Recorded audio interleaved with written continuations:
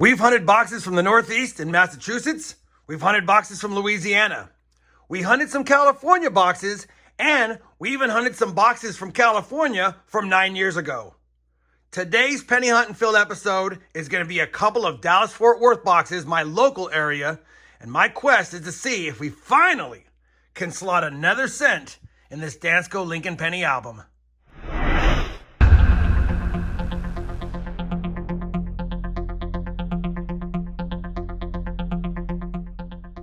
Hey everyone, it's RobFindsTreasure. Welcome back to my channel. Like I said in the intro, a 2-box penny hunt from my local banks. Now, it's been about 5 episodes since we hunted some DFW boxes, and the last time I hunted them, we had 18 wheat cents in the 2 boxes that I hunted. Now, I'll tell you in advance, I did check. These are both circulated penny boxes. I could see from the holes in the bottom, and one of the boxes, I believe this one, actually has a wheat cent ender. So at least we know we have at least 1 wheat cent for the hunt. Now, for those of you new to my channel or new to the series, we're trying to complete a Dansco Lincoln Penny album, or at least get as far as possible as we can from coin roll hunting bank boxes or bank rolls. Now, if you'd like to check out the playlist from the very beginning, I have that playlist linked both down below in the video description as well as pinned up here for your convenience. You will get a look at the book at the end when I compare the finds to the album, but for now, we're just going to slide the book out of the way and begin the hunt.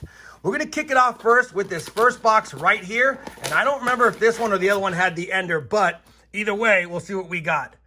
Definitely looks like one of my DFW bank boxes because I do see a lot of zinc cents and a decent amount of copper. And hopefully that holds true for what's inside the rolls. We're going to get right to the hunt, guys. I'll be back as soon as I have a find in the first box of this 2-box hunt. Our first wheat cent of the hunt is going to come in roll number 7. It's reverse facing, so we get to reveal it. And it's just going to be a 1956 Denver. Roll number 11, wheat cent number 2. And that's going to be a 1955P. And even though it is naked eye visible for any doubling, I figured I'd just take a quick peek just to confirm. No DDO on that one, but our second wheat cent, and that 55P is the oldest of the box so far. Roll 14. Wheat cent number 3, obverse facing, a 51 Philly. Roll number 18, and we have our 4th wheat cent, another reverse facing, and that's going to be a 1950 Denver. We're getting older with every find. Just laid out roll number 28, and I brought you in because A, it's a wheat cent, and B, it looks like it could be an old one finally. And it is a 20-something. I think it is a 1926. We have a 26. We just need some mint marks. No mint mark on that one, but our first pre-30s wheat cent, not from the 30s again, of course. We'll take a 1926 as wheat cent number 5. 28 rolls in. Roll number 30. Wheat cent number 6. A little bit of damage on this one. 57 Denver. Roll number 32 is going to have our 7th wheat cent. And I already saw the date. It's another 1957 Denver in decent shape. Just grabbed roll 33 out of the box, and I guess this is the box with the wheat cent ender. Let's see what year it is and if it has any friends with it. Wheat cent number 8 is a 1945 Denver. Roll number 39 is going to give us our first foreign find of the box. And it's a 2 Pfennig. I already saw it. 2 Pfennig. And this is a German 2 Pfennig from 1991. There should be a mint mark above. And there is J. I'm not quite familiar with where the mints are. Let me double check J and be right back. Well, after a quick Google search, the J mint is Hamburg. So Hamburg, Germany, 2 Pfennig from 1991. That is a cool find. Let's get back to the hunt, though. Roll number 46. We've made it to 9 wheat cents. The 9th one is a 55 Denver. Roll number 49 is going to have a couple of finds. I found the first wheat cent, and when I flattened out the roll, I see another one peeking out.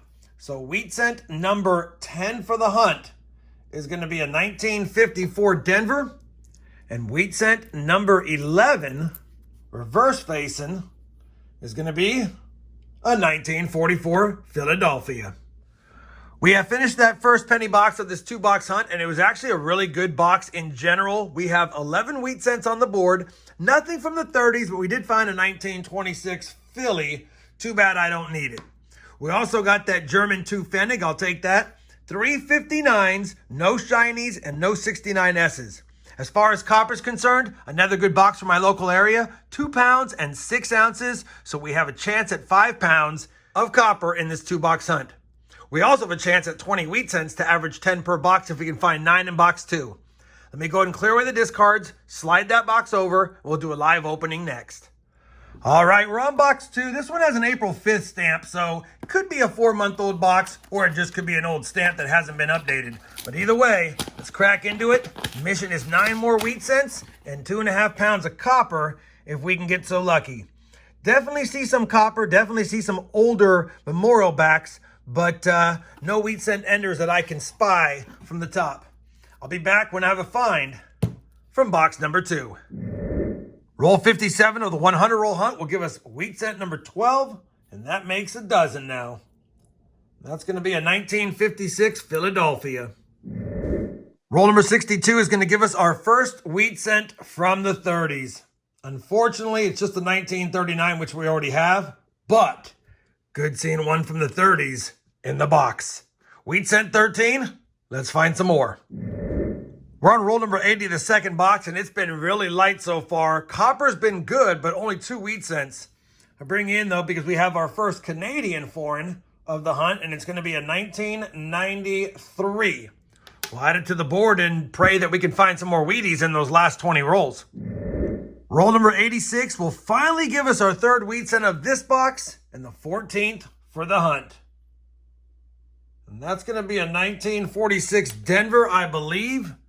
Yes, it is. 46D for the board. Same roll, a few coins later. Wheat cent number 15. And that's going to be a 1950 Denver yet again. Roll number 91. Wheat cent number 16 is going to be a 1944 Denver. So we'll just scope it for that D over S, which I don't see.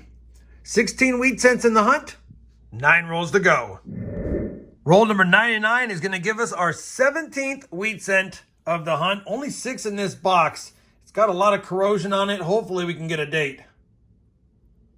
And I think that's going to be a 45 Philly, which it is. Not one we need, especially in that condition. If we can get one more, we'll have 18 for the hunt. Roll 100 will give us our 18th wheat cent. Second coin in is a 1951 Philadelphia. Same roll, and it's trying to get us to 20. This is wheat cent number 19, but it's just another 1944 Philadelphia. Well, we finished that 2-box hunt, and you know what? The second box was okay. It did give us 8 wheat cents, a little bit of a late rally to help out for a total of 19 on the board. One shy of what I wanted for a 10 per box average, but we'll take what we can get.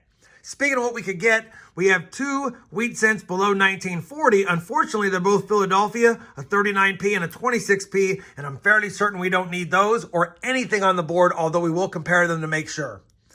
We just fell short of 5 pounds of copper. 4 pounds, 15 ounces in total. The second box had 2 pounds, 9 ounces, but we just didn't get to 5 pounds, although 4 pounds or more in my area is good, so definitely a better than average copper hunt for the 2 boxes. We got the coin from Germany, the coin from Canada. We got 5 1959s. I just pull them out because I like transition your cents.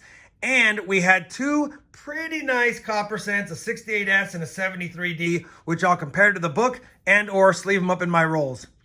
No 69Ss in the 2-box hunt. Typically, I get about 1 per box, so that was a little bit light. Of course, what are you going to do? All we can do is keep hunting them, and maybe one day I'll find that 69S DDO. Now that we've got the hunt done, let me compare the finds to the book, see if we have any upgrades. I'm pretty certain we don't have any additions, but let me just double check, and I'll bring you back with a final look at the book and some final thoughts on the hunt.